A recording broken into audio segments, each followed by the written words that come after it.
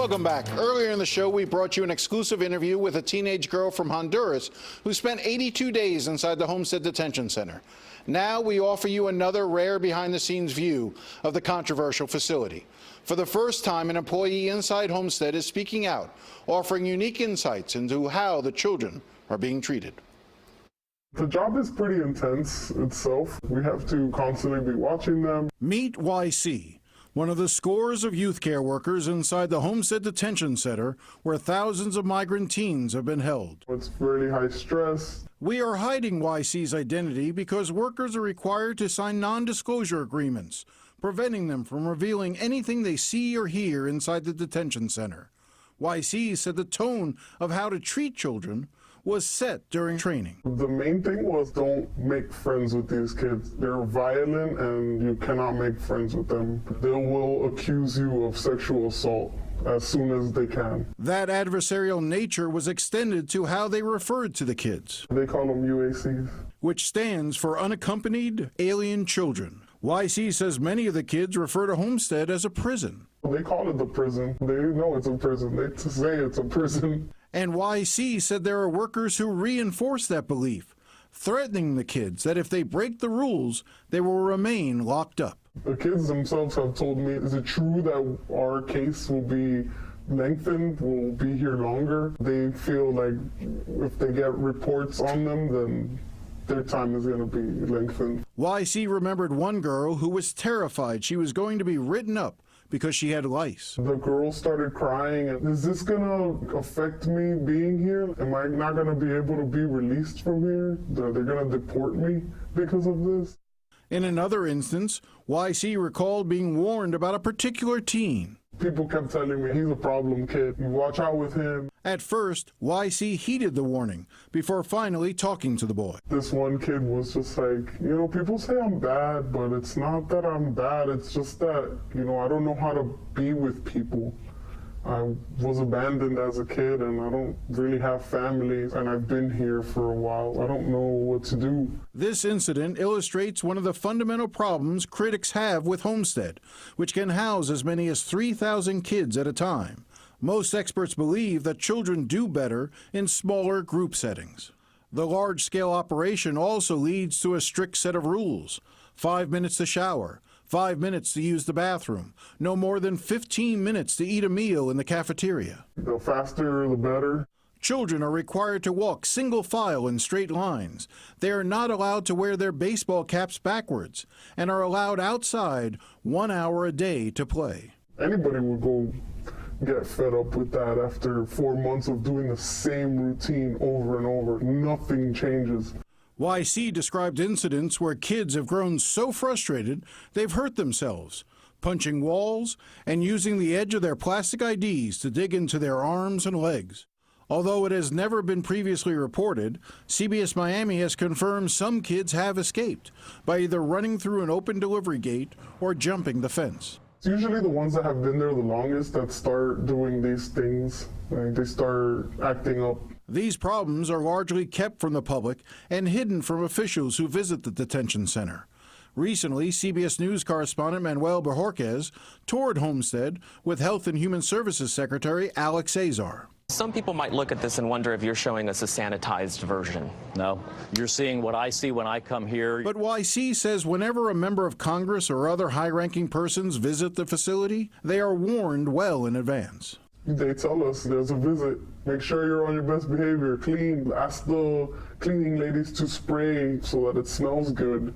Azar also addressed the reports that workers threaten kids with extending their stay if they break any of the rules. Well, let me be really clear. That would be completely improper. And the staff here have been instructed after that allegation was made that any such behaviors or statements would be wrong and subject to discipline. Despite the attitudes of some workers, YC said many do care about the children.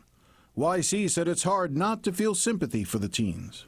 They're not evil at all. I've had so many of them tell me about how they had to go away because gangs were trying to recruit them. They either killed their mom or their dad, or they were abandoned as kids. They had nobody, and they've always heard that America was the place to come to get ahead in life, so they came running. For YC and other workers, the emotional toll of working at Homestead can be too much. Pretty much I cry, I let it out, I cry a lot. I talk to my family and they remind me like, you're doing okay. It's a good thing you're there. They need somebody like you there, somebody patient and loving, be there for them.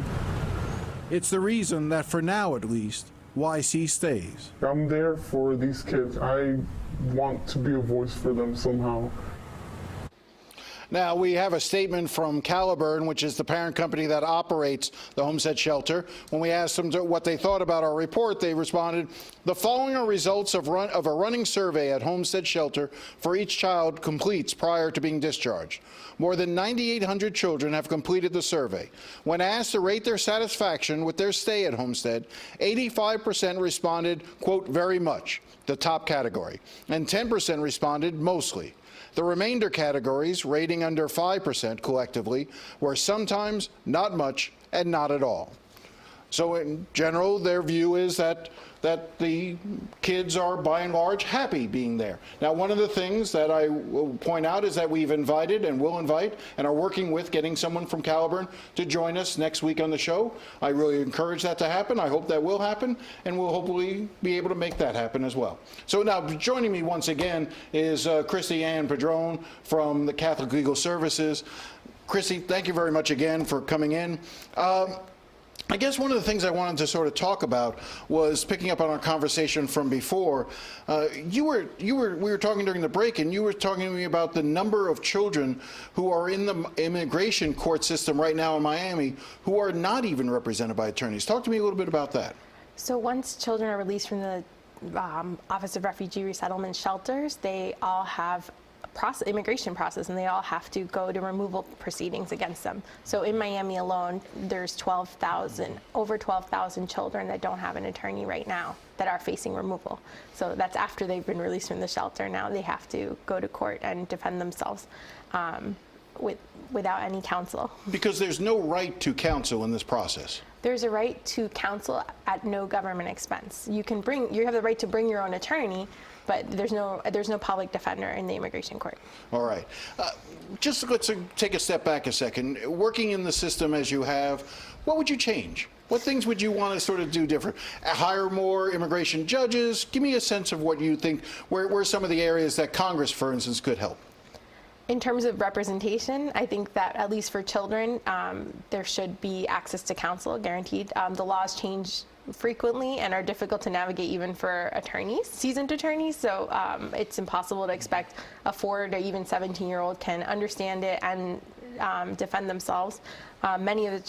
Another solution would be to have a more robust immigration court system where it was independent from the Department of Justice, where it was actually a court system under the Constitution as opposed to an executive branch court system. Because the immigration judges right now work for the Attorney General, theoretically, yes. Or not theoretically, in actuality, and there's a quota system. They're supposed to get through how many cases a year?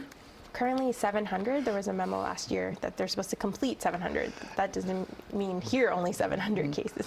Complete 700 cases. That could be very daunting, I would imagine. Yes. All right. Well, look, again, I really want to thank you for taking the time to come in. I think this has been very interesting and helpful, these stories and the work that you do, the work that the folks from Americans for Immigrant Justice do. It's unheralded a lot of times, and I really want to appreciate everything that you all do for these kids and for adults as well seeking asylum here. All right. Thank you. Thank you again. All right. We'll be right back after the break.